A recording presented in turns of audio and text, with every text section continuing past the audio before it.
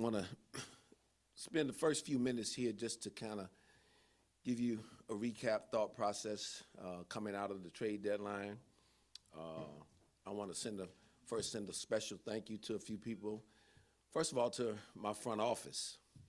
I've been in the league 25 years now, and there is a lot of work and preparation that goes into getting ready for that time of year, being trade deadline. So it's a lot of hours, it's a lot of phone calls, and my group was exceptional.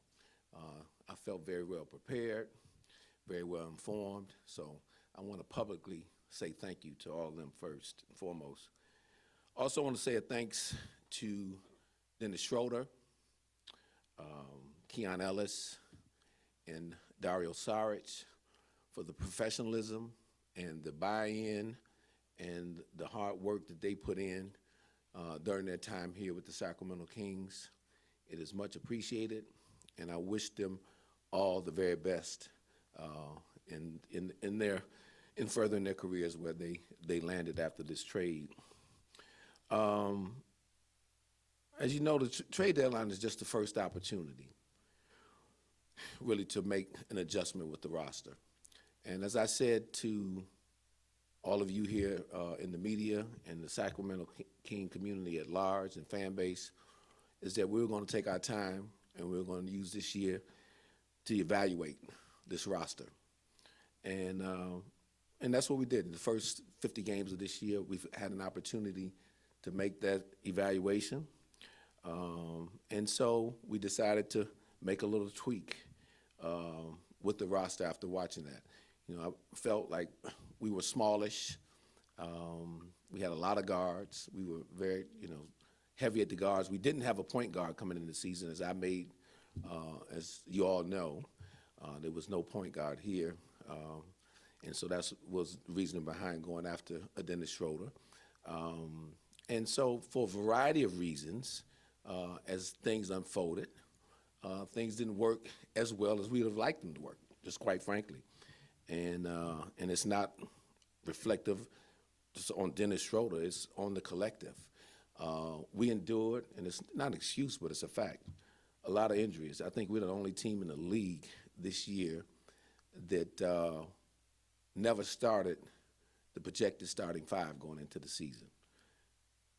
For example, Keegan Murray has missed 33 games this year out of the 50. Domantas Sabonis has missed 33 games, and then Dennis missed 7 himself. So that makes it very difficult to create any kind of continuity amongst your basketball team, because it takes time to create the necessary cohesion that can be very helpful when it comes to winning basketball games. So that was,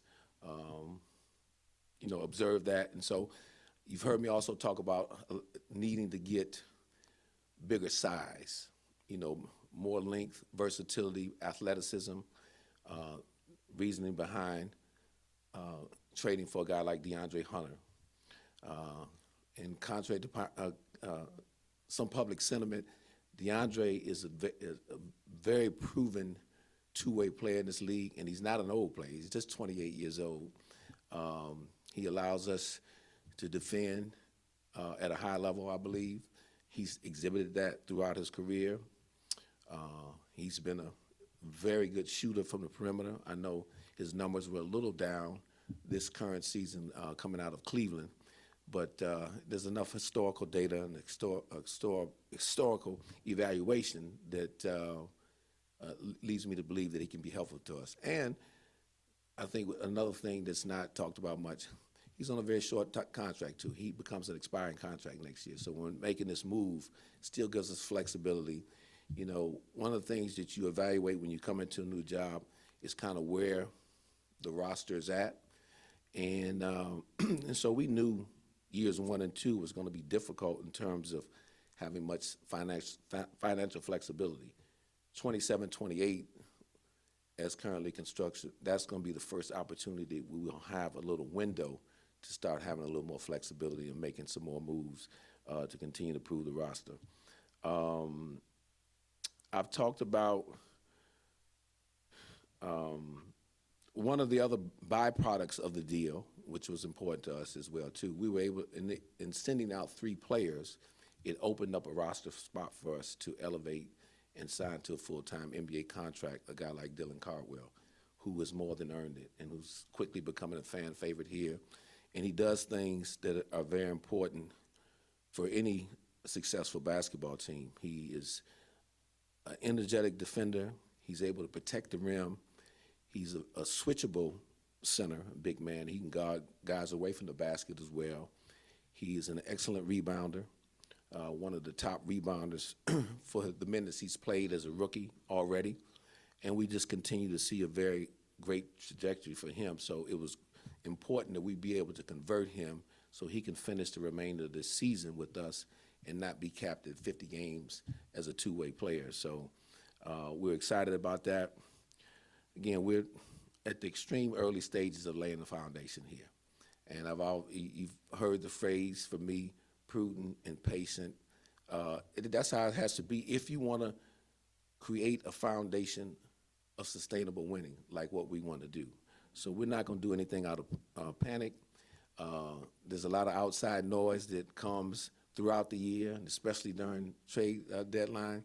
But I've been around long enough. I'm an experienced enough person in this position that I'm not going to allow that to sway any of our decision makings, do anything out of panic, and make any what I would call bad decisions. So, so we're happy about that. We're happy, about where we are coming out of the deadline. Looking forward to watching, DeAndre throughout the remainder of this year, how he fits in with the group. We're looking forward to seeing how young players continue to grow from this point on, and so that hopefully we can gain some momentum coming out of this season as we prepare for next season. So we're just getting started, and then I think you'll see, the draft is coming up, another opportunity. Free agency is coming up, another opportunity to tweak and improve the roster. But we're still going to do it with the same mindset of being very smart, prudent, and not being impatient. So it takes, like the old saying, Rome was not built in a day. And so I have the patience necessary to do that needs to be done to ultimately get this franchise where all of you would like to see it. And I know the Sacramento fan base at large has been starving for that. And we're going to get there. And so I'm more confident than ever that we will. The job is never done.